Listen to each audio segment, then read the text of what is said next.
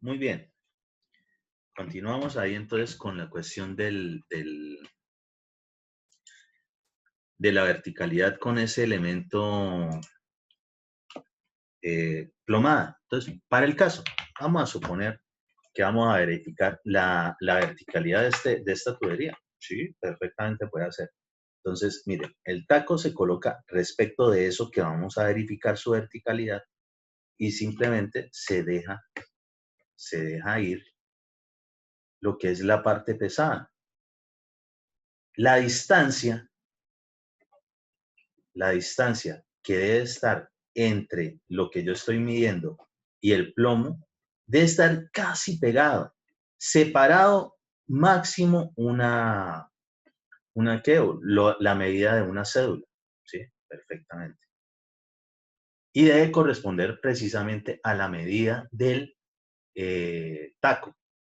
Ojo, ¿qué pasa si esto está recostado para acá? Noten que el plomo en ese momento no tiene como oscilación, ¿sí? No genera un péndulo. Cuando está muy echado para el otro lado, ¿sí? En ese momento está muy separado del elemento que estamos midiendo. En este caso, esos son desplomes, es decir, que no están a plomo, que no está vertical, que por alguna razón o está inclinado hacia un lado donde no debe ser. Entonces siempre se debe generar ese tipo de oscilación, ¿sí? Pero sin que se pegue totalmente, ¿sí? Porque en ese momento realmente nosotros nos estaríamos dando cuenta, si está totalmente pegado, que no tiene nada de movimiento, es porque ese elemento que estamos verificando está desplomado hacia otro lado. ¿Sí? Si tienen la oportunidad, si pueden, por alguna razón, por favor, presten un momentico e intenten hacer, por ejemplo, la verificación de la verticalidad de algunos de los muros de su casa, de alguna columna. Perfectamente lo pueden hacer, ¿sí? A ustedes les va a tocar hacerlo, a nosotros los ingenieros nos toca hacerlo. Es decir, esto no es solamente para que lo maneje ¿qué? Un oficial de construcción o un maestro. A nosotros nos toca verificar de que ellos estén haciendo bien las cosas. Ahora bien, volvamos a lo que estábamos mirando.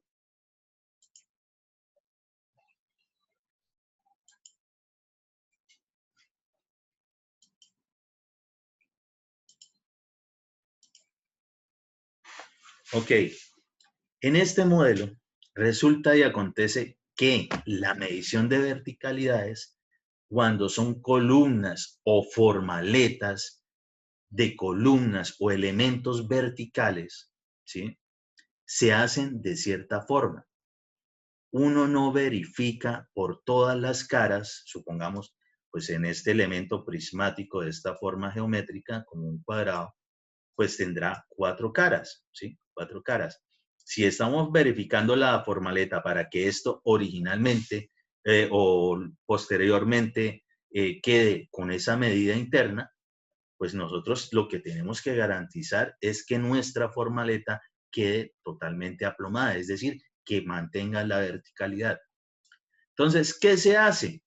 Siempre que se van a verificar plomadas de elementos verticales, columnas, de pronto si les toca verificar si quedaron bien después de fundidas, ojalá hayan hecho la revisión antes de,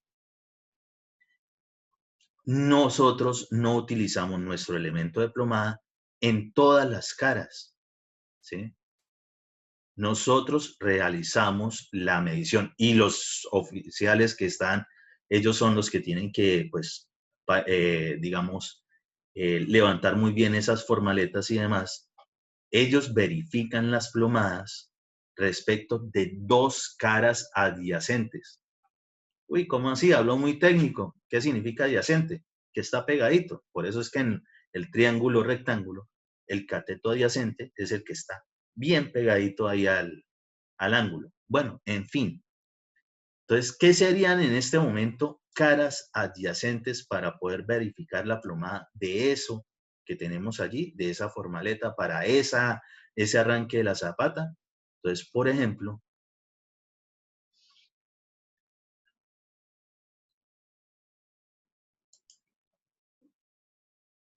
nosotros perfectamente podemos verificar la plomada en esta cara.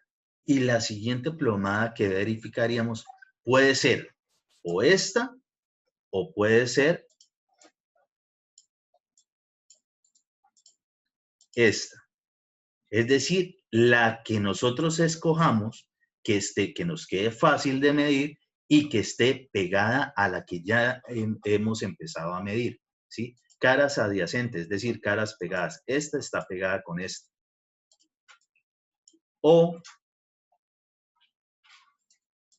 esta pegada con esta. ¿Por qué se hace de esa forma?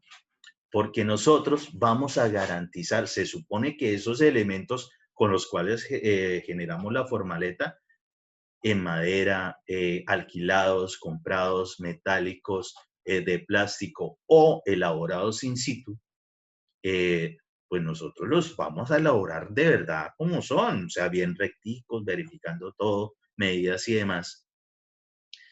¿Para qué? Pues también nos sirve al momento de verificar la verticalidad con la plomada.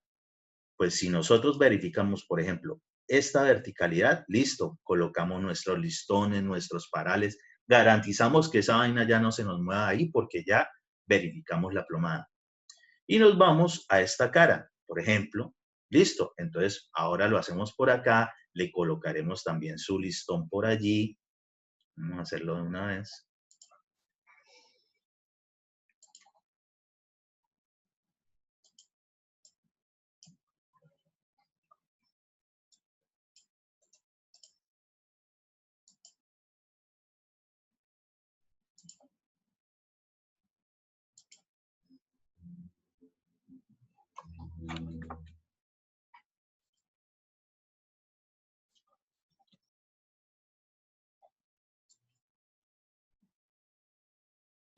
Ingeniero, una curiosidad. Sí, cuéntame. ¿Hasta qué punto es permisible el desplome, digamos, de una columna?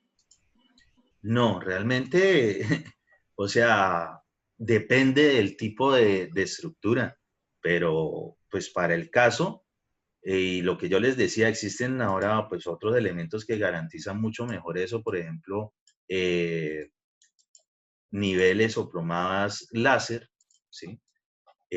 La idea es que no tenga nada, ¿sí? Que no tenga nada de desplome. Pero digamos que máximo, pues eso sí existe más o menos unos pequeños rangos, unos pequeños milímetros, ¿sí?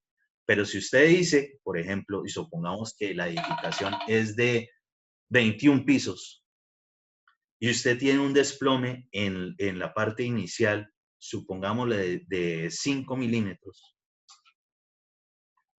proyéctese 21 pisos arriba, pongámosle en promedio por piso de altura entre piso terminado y placa y demás, pongámosle 3 metros, que puede ser muchísimo más. Imagínense en esa altura, el desplome arriba ya no va a ser de 5 milímetros, sino de un resto. O sea, perfectamente puede estar montándose encima del vecino.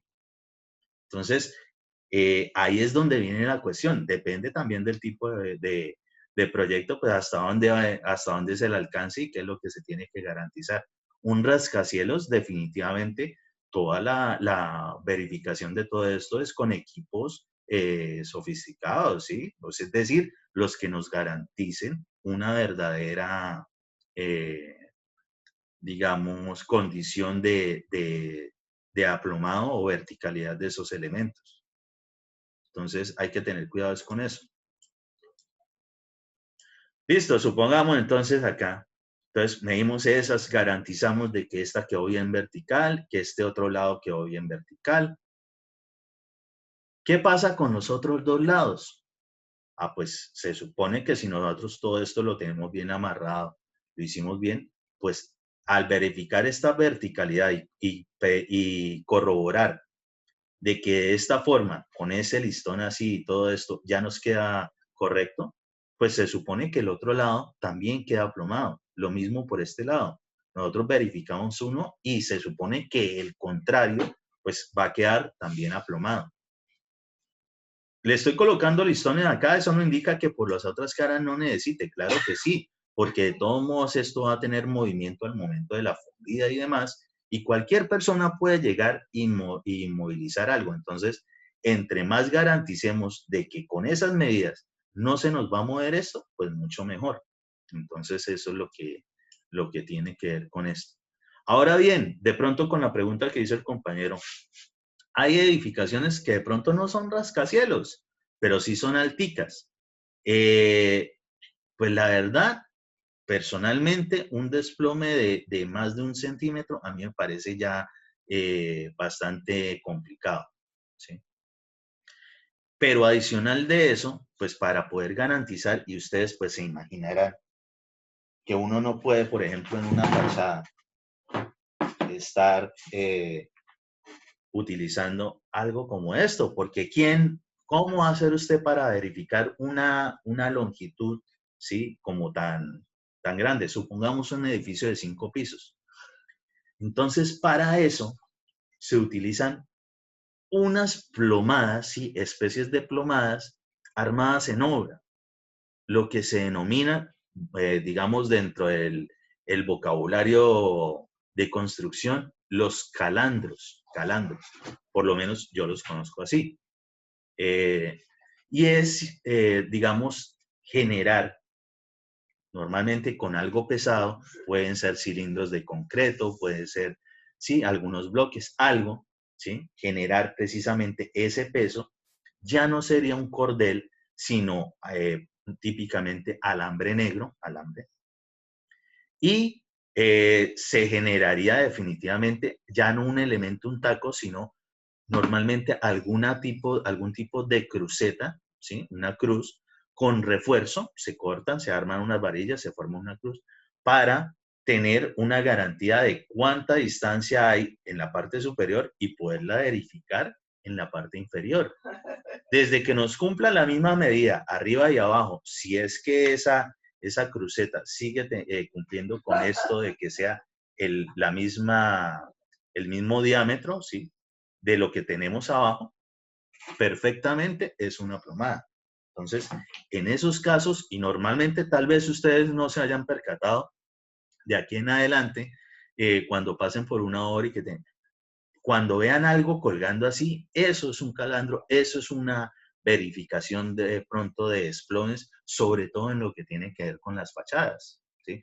Una fachada bastante desplomada, si de pronto llega a tener algún tipo de estructura liviana para, por ejemplo, colocar algún recubrimiento en alucín, bueno, cualquiera de estas persianas metálicas livianas que ahora se encuentran como para acabados, o de pronto algún tipo de enchape o demás, perfectamente se puede desprender mucho más fácil.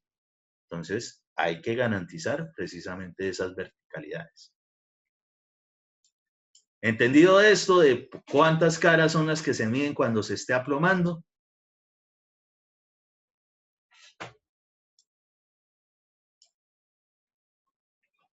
Muy bien. Con esto, entonces, ahora sí, de nuevo, y aquí era la cuestión que, pues, hablando nada más de excavaciones, toca hablar de un poco de cosas de una vez.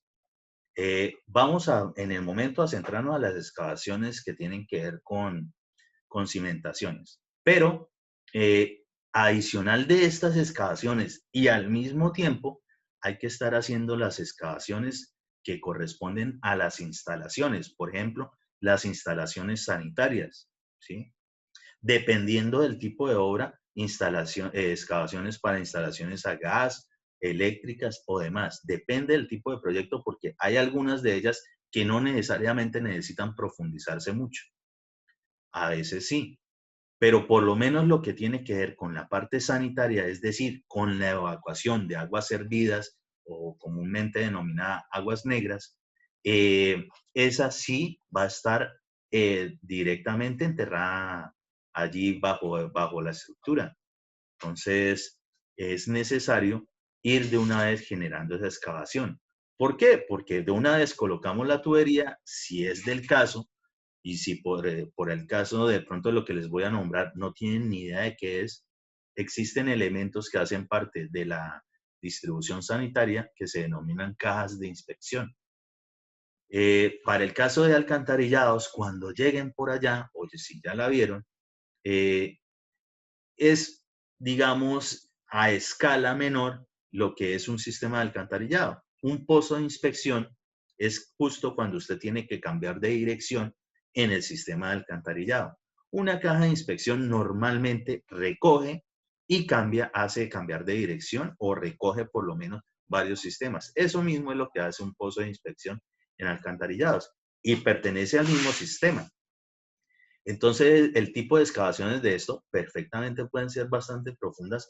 Hay que hacerlas desde una vez cuando estamos haciendo excavaciones para cimentación, porque en cualquier momento nosotros empezamos a acelerar, generamos rellenos y demás, y de pronto terminamos echando un antepiso y se nos olvidó meter las tuberías o meter las cajas de inspección donde era, pues nos toca demoler. Entonces, nosotros no vamos a hacer precisamente ese doble trabajo.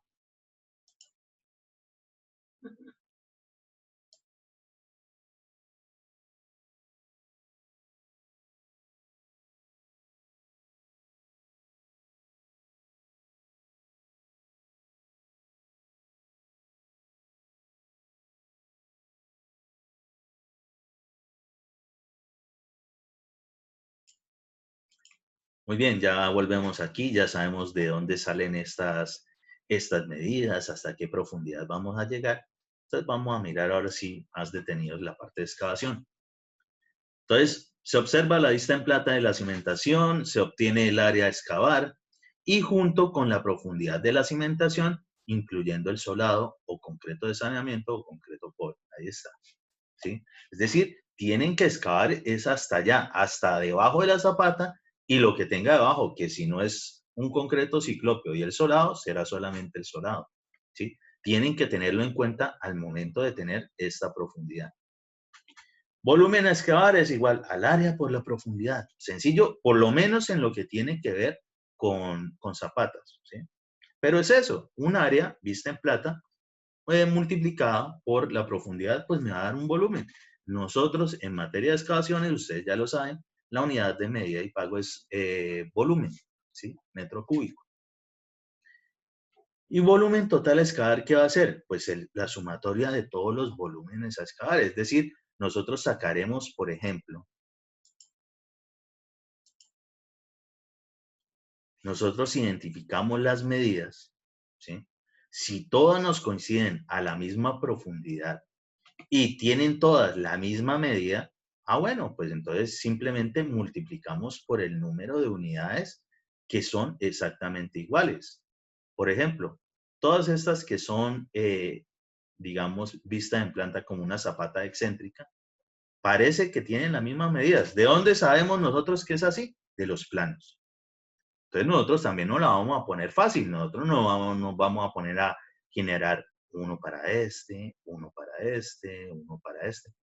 Solamente lo hacemos así, independientes, según la configuración de diferencia entre unas y otras. Entonces, por ejemplo, si estas tienen una medida y todas las otras tienen una medida igual, entonces, pues, obligatoriamente nos tocará sacar estas de esta medida y después una de estas multiplicada por cuántas unidades que son iguales de la otra medida.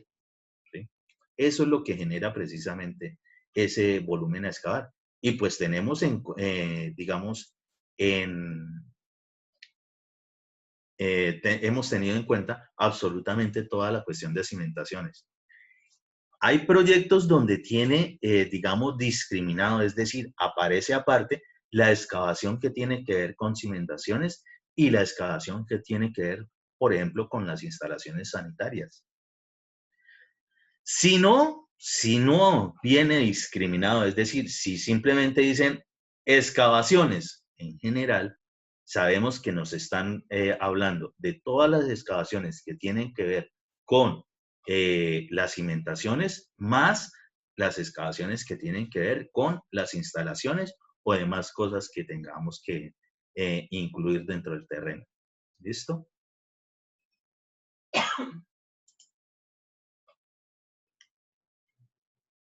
Unidad de medida y pago metro cúbico, ¿correcto? Es necesario tener en cuenta que una vez fundida la cimentación se debe verificar si ésta no ocupó todo el espacio del volumen excavado. En caso de que al observarse la cimentación luego de fraguada y desformaleteada no ocupa todo el volumen de la excavación, se hace necesario rellenar. Actividad de unidad de medida y pago metro cúbico. Uy, ¿cómo así? Ah, claro, es que cuando estamos hablando de excavaciones, también vamos a tener que estar tratando el tema de rellenos. ¿Qué será un relleno acá? Entonces, por ejemplo, vamos a observarlo en esta. Ustedes nunca pasan por edificaciones donde se observen huecos y usted pueda identificar la cimentación, ¿sí? Eso no pasa. Quiere decir de que después de que nosotros hemos logrado formaletear, fundir y terminar lo que tiene que ver con la parte que está dentro del terreno, ¿sí?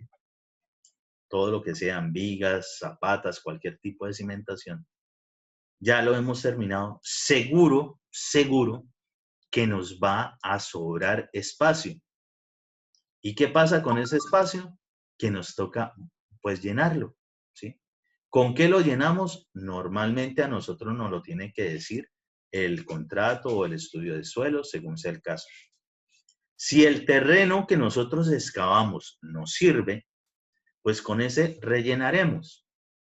¿Qué pasa? Ah, bueno, como ya es terreno excavado, recordemos que ese terreno ya sufrió ahondamiento, es decir, que contamos con más volumen del original de la medida de excavación. Adicional de eso, hay que restarle precisamente lo que ahora ocupa algún volumen respecto de la estructura de cimentación, ¿sí? Es decir, cada una de esas medidas ahora hay que restárselas a ese volumen original que teníamos hasta donde generamos nuestra excavación. Muy bien, lo hemos calculado. ¿Qué pasa? Todo, absolutamente todo relleno en la obra que sea, obras viales, edificaciones, lo que sea, puentes, casitas, lo que sea, siempre tendrá que ser compactado. Obligatoriamente todo relleno es compactado. Y pues desde mecánica de suelos, pues ustedes aprendieron todo lo de compactación.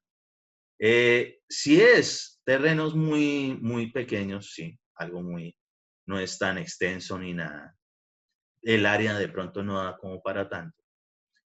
Se puede hacer uso perfectamente de lo que son los pisones, ¿sí? Esto es un pisón, simplemente algo que tiene un área no muy grande y con la cual, y ahí lo tiene precisamente sujeto de sus brazos, sube y deja caer. Es decir, se genera una descarga de energía potencial, pasa a energía cinética, es decir, se genera algo dinámico en ese momento. Si lo recuerdan, tiene que ver mucho con ese ensayo de laboratorio de Proctor modificado y demás. Prácticamente lo mismo, ¿sí? Entonces, todo relleno obligatoriamente tiene que ser compactado. Y la otra cuestión que hay que recordar es que todo relleno tiene que ser compactado por capas, por capas. Normalmente, pues en construcciones típicas de 1 y 2 pisos y demás, las capas se hacen más o menos de 30 a 50 centímetros máximo. Póngale 20, 25, listo, perfecto. Entre más garantice la compactación, mucho mejor. ¿Cómo van a saber de que esa vaina quedó bien compactado? Entonces, por favor, díganmelo. ¿Cómo creen que pueden garantizar en la obra que eso que están haciendo allí quedó bien compactado? Que no se va a desmoronar en cualquier momento. Los escucho.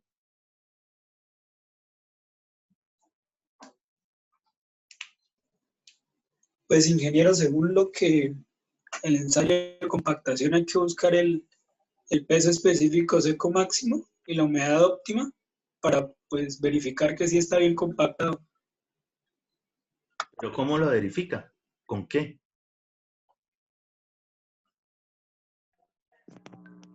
Pues sí, ingeniero, Laboratorio, por medio de ensayos de ingeniero. laboratorio, pues eso era lo que miramos en Solos 1 y Solos 2, ¿no, ingeniero? Para eso eran los ensayos. Pues sí, pero hay un ensayo específico precisamente para eso. Ah, el de Proctor modificado. Ensayo No, de señor. El Proctor o Proctor modificado, según sea el caso, me determina qué tanto tengo que compactar. Pero yo, ¿cómo hago para saber en el terreno que eso me quedó compactado según como me dijeron allá? Que sobre el 98%, 95%, 90% del Proctor modificado, es decir, del gamma seco máximo de Profe, ¿no es con densidad de campo? con densidad de campo. Y normalmente eso, ¿cómo se conoce? Con ese el cono de arena. Con el cono de arena. Exactamente. El ensayo del cono de arena, que es de los más simples, más básicos, en general es de los que más le gusta a la gente, ¿sí? Es un ensayo que uno normalmente en todo el desarrollo profesional, uno continúa haciendo todo el resto de vida. Porque eso no solamente se limita a la parte de vías, autopistas, carreteras, ¿sí? Obras viales, sino absolutamente para toda zona donde sea requerida una compactación de un terreno. Y pues todas nuestras obras, si no llega a ser la casa en el aire, obligatoriamente tendrá excavación, obligatoriamente tendrá relleno. Por tanto, obligatoriamente tendrá compactación. Entonces, la forma de verificarlo precisamente es con el ensayo del cono de arena, precisamente de densidad de campo. Entonces, por favor, no se les olvida el resto de vida. Y muy bien, efectivamente sí, como se desarrollaba en esos ensayos de laboratorio de Proctor modificado, por si no lo recuerdan bien, esos se hacían por capas. Exactamente esto se hace por capas.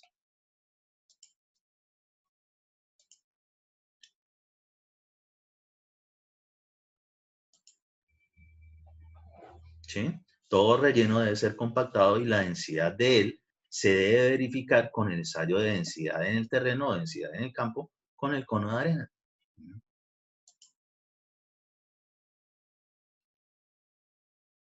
Se puede rellenar con el material sobrante de la excavación, ojo, siempre y cuando o toda vez que el estudio de suelos así lo determine.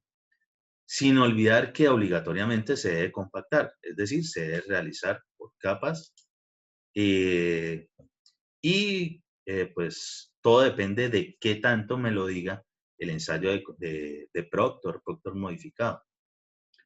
O con relleno también podemos, que se lleva al sitio del proyecto desde otra zona, ¿sí? Lo que se conoce como un material de préstamo, ¿sí? Los materiales de préstamo, eso que de pronto tenían normalmente en mecánica de suelos 1 en el segundo corte, cuando veían terraplenes y toda esa vaina de compactación, eso mismo es aplicado aquí. Entonces, pues obligatoriamente pues tendrá que cumplir con la granulometría y demás ensayos, todo ese poco de propiedades que todos se lo saben de memoria porque lo hicieron muchas veces respecto de los suelos, ¿sí? El estudio de suelo nos debe decir con qué debemos rellenar, si nos sirve ese terreno o si nos toca traer material de préstamo. Se tiene la referencia del ensayo de compactación de suelos y comúnmente se encuentra alrededor de entre el 90 y el 95%, ¿sí? De la densidad máxima determinada en dicho ensayo, es decir, esa que se determina con el ensayo de Proctor modificado, cualquiera de esos, siempre vamos a determinarlo por debajo de exactamente ese valor. ¿Por qué? Porque garantizar el 100% de una compactación puede generar muchos problemas. Nos podemos pasar de cuerda, como para que entiendan. Entonces, en ese caso, una compactación sí podría dar perfectamente del 101, 102, 105, 110%. Y eso estaría mal. ¿Por qué? Porque ya entraríamos prácticamente a pulverizar ese suelo que originalmente sí tenía ciertas propiedades benéficas para nuestro relleno, pero ya no, ya lo empezamos a pulverizar. Entonces, para poder estar sobre seguros, nos vamos por debajo de ese tope máximo, de ese gamma seco que obtenemos en el terreno. Eso es lo básico que ustedes medianamente deberían recordar por cultura general de mecánica de suelos 1, por lo menos lo que tiene que ver con compactación. Por si acaso, como para que ahí echen el recorderis, lo típico de los equipos utilizados en eso, ¿sí? Precisamente, el dispositivo de Proctor modificado, ese que dejaron ustedes caer y que alguna vez alguien cae, se quita un dedo y bueno, en fin. Eso mismo es lo que genera el pisón. Ojo, hay pisones manuales cuando se puede. Dependiendo de las zonas, dependiendo del área, pues obviamente que utilizaremos otro tipo de elementos. Entonces, por ejemplo, el canguro, que es normalmente el que se utiliza y pues se nota el área pequeña, sobre todo para lo que tiene que ver con cuestiones de instalaciones hidráulicas, algunas sanitarias y en especial en las instalaciones de gas. ¿Por qué? Porque esas tuberías no ocupan mucha área. Entonces, es fácil de hacer esas compactaciones focalizadas o localizadas o ubicadas donde se necesitan. Pues están los demás vidrocompactadores, la rana, bueno, en fin, todos esos que normalmente tendrán que medio hablarlos en maquinaria de equipos en algún momento. Algunos de maquinaria liviana, otros de maquinaria pesada.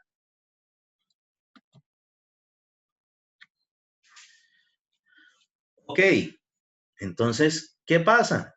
Resulta y acontece que por nosotros, cuando vamos a hacer esa compactación de ese terreno, sabiendo, cumpliendo con la compactación, sabiéndolo por capas, también por favor recuerden que obligatoriamente una compactación no se puede hacer en estado seco. Nunca. Siempre tiene que haber una adición de contenido de humedad, es decir, echarle agua. ¿Qué tanta? Bueno, todo eso es lo que nos dice los ensayos de Proctor modificado, que es ese contenido de humedad óptimo, y si le bajamos al porcentaje del gamma seco máximo, obtenemos un gamma y pues ese gamma corresponde precisamente el contenido de humedad. Es decir, ese dibujito que tenemos por aquí. ¿Sí? Gamma seco máximo Contenido de humedad óptimo lo tendremos por acá. Si le bajamos al 90, 95%, 92%, lo que sea que diga el ensayo que debemos hacer, pues obtendremos un gamma seco y a él corresponde un contenido de humedad. Y con ese contenido de humedad es que nosotros debemos trabajar en nuestro proyecto en obra para poder garantizar esa compactación. Muy bien. ¿Qué ocurre con ese volumen excavado y que ahora que se nos esponjó y que estamos metiendo de relleno? Pues que sobre él es con el que nosotros tenemos que trabajar esa parte. ¿Qué pasa cuando se compacta?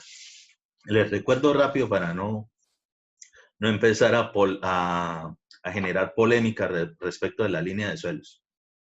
Cuando se compacta, se reducen los espacios vacíos, ¿sí? La parte sólida sigue estando siempre. Entonces, ¿qué pasa con los vacíos? Bueno, si se reducen, y normalmente es así, sea que expulsen aire, sea que expulsen agua, o ambas, que es lo único que puede estar en los espacios vacíos, es decir, en los poros del suelo, el índice de vacíos precisamente se reduce cuando se ha compactado. En ese momento, es lógico que el volumen varíe, porque estamos hablando de volúmenes. Entonces, el volumen que ocupaba antes ese espacio, ahora se redujo, pues el volumen allí tiene que haber variado. Entonces, ¿qué quiere decir? Por ejemplo, si nos dicen, vamos a compactar sobre el 90% del Proctor modificado, tal. 90% significa que yo voy a poder calcular perfectamente en mis medidas la excavación original menos todo lo que le metí y me da supuestamente el espacio de volumen que debo rellenar.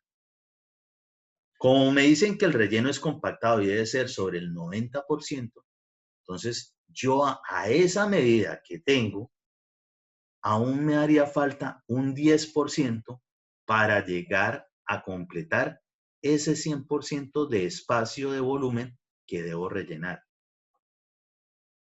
Una vez más, y lo hacemos con otro numerito. Si nos dicen que la compactación es del 95%, para llegar al 100%, ¿cuánto nos falta? 5%. Entonces, quiere decir que nosotros, de esto que nosotros podemos identificar de la excavación original, menos todo lo que fundimos, todo lo que metimos, ese espacio que nos queda es el espacio a rellenar.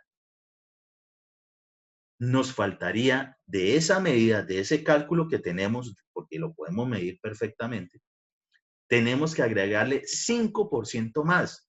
¿Para qué? Para poder garantizar que sí va a estar el 100% relleno de eso. ¿Por qué? Porque el volumen cuando se está compactando, y aparte nosotros lo hacemos por capas, hacemos que se reduzca. Entonces, va a dar espacio para echarle otro poquito. ¿Qué tanto? Eso que nos está diciendo en las medidas. Así de simple. Entonces, nosotros tenemos un material suelto, ¿sí? Que es el volumen excavado y tiene un porcentaje de esponjamiento, ahondamiento o como lo quieran llamar. A él es, si nos lo dicen que nos sirve para compactación, pues a ese que ya se esponjó, le aplicamos esto del porcentaje de compactación, ¿sí? Porcentaje de compactación si es el caso. Y completamos, si es necesario, para llegar al 100% de lo que necesitamos rellenar. En general, después de lo excavado y haber rellenado, todo lo que me sobre, primero, lo que me sobre, tiene que estar esponjado porque ya no está dentro del terreno. Y con él es que yo puedo determinar cuánto es el transporte de material que debo retirar de mi obra.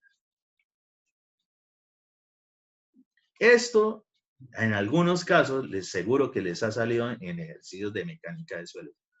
Y realmente es totalmente aplicable el resto de vida en materia de construcción.